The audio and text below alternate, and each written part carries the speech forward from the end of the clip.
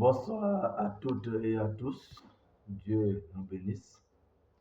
Ce soir encore, nous sommes toujours dans la parole de Dieu. Nous allons étudier ensemble un thème très important.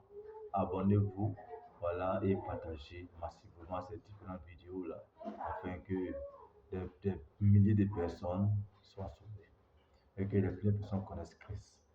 Donc aujourd'hui, nous allons parler toujours de Dieu, mais cette fois-ci, nous allons parler de Jésus-Christ, d'un élément important de sa vie qui nous concerne en tant qu'humains.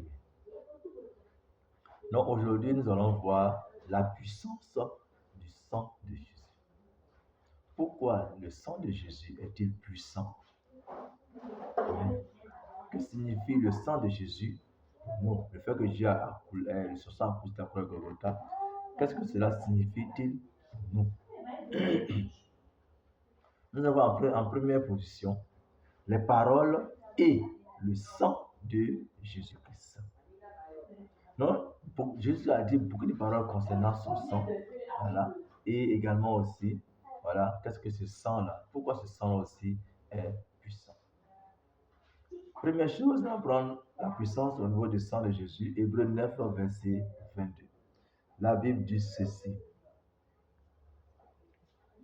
Selon la loi, on purifie presque tout avec du sang, et les péchés ne sont pardonnés que si ce sang est répandu. Donc ici, sans effusion de sang, il n'y a pas de pardon de péché. Et selon 1 Corinthiens 6, verset 20, Jésus nous dit, Dieu vous a acquis, il a payé le prix pour cela. Mettez donc votre corps lui-même au service de la gloire de Dieu. Donc, Jésus a payé un grand prix, voilà, pour nous, pour que nous ayons la vie éternelle. Donc, il a payé un grand prix. Donc, il fallait que ce sang-là coule pour que nous puissions avoir la vie. Donc, seul le sang de Jésus-Christ sauve. Seul son sang sauve. Deuxième position, pourquoi le sang de Jésus est du sang précieux? Pourquoi ce sang-là est précieux?